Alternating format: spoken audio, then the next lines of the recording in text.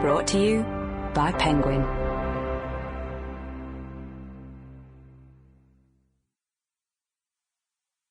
Four Sisters by Val Wood. Read by Anne Dover. Prologue. The news spread rapidly in the ancient market town. The family were well known. Beverley people. It was a tragedy, everyone agreed. Such a waste, especially a woman like her. A beautiful woman. Kind, too, it was said. So much to live for. And her young children, the youngest, still an infant, all girls left behind. How would they manage, the whispers went, without a mother's direction to guide them? They'd grow wild and tempestuous, someone said, for their father, as everyone knew, was inconsolable in his grief, and might never recover from the loss of his wife and baby son. Chapter 1. Matty, April 1852. It's not fair. Becca gets away with everything. Becca had not dared to leave the house until Papa had driven off to Hull to collect his sister, their Aunt Gertrude, and bring her back for luncheon. But now, Matty had seen her sister skipping down the house steps and rushing across the York Road. I know where she's going, Matty continued. She needn't think I don't. And if she's late back for luncheon, I'll be the one to get into trouble for allowing her to go, as if I had any control over her. Are you talking to yourself again, Miss Martha? You know what happens to people who do that? Mrs. Nunnington, otherwise known as Nunny, housekeeper and nanny, confidant, keeper of secrets, wiper of tears, and soother of the aches and pains that four growing young ladies were prone to, had opened the door to the sitting room without Matty's hearing her. Has Becca escaped again? She joined Matty by the window and looked out. She's a wild one, there's no escaping the fact. But she'll be back in time for luncheon, she always is.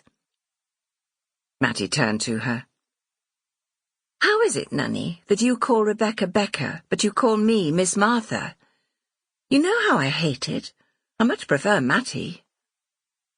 That's because she's the youngest, and you are the eldest, and therefore deserving of respect. And, Mrs. Nunnington added, with more responsibilities. Come your birthday in May, you'll be called Miss Madison. Another month. It'll be nearly 10 years then, won't it? Matty's hot, scalding tears fell unbidden onto her cheeks. Every day recently they seemed to lie in wait beneath her lashes, and, like a tap loosely turned, a chance, casual remark opened the valve, allowing the tears to flow. Whatever was the matter with her? Since your mamma died. Yes, almost. Mrs. Nunnington nodded, and put a hand on Matty's arm. You're allowed to cry. It's perfectly natural, and there's no need to hold back tears, except, of course, in front of anyone else. Sorrow is best kept private if possible, me dear. So cry now before your papa and aunt arrive home.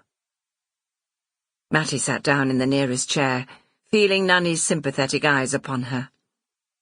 Nanny understood her feelings, she knew that. It was Nanny who had comforted her on her mother's death. Nanny who'd held her hand at her mother's bedside when her father and the doctor had said that she should go in and say goodbye. At 8 years old, she had been told and understood that her mother wouldn't be coming back, and neither would the baby brother who had died with her.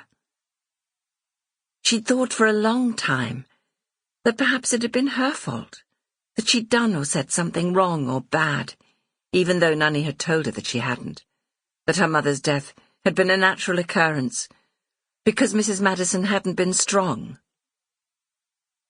But even now, almost 10 years on, she often worried that perhaps she hadn't always been as obedient as she might have been, and so felt an overwhelming desire to please.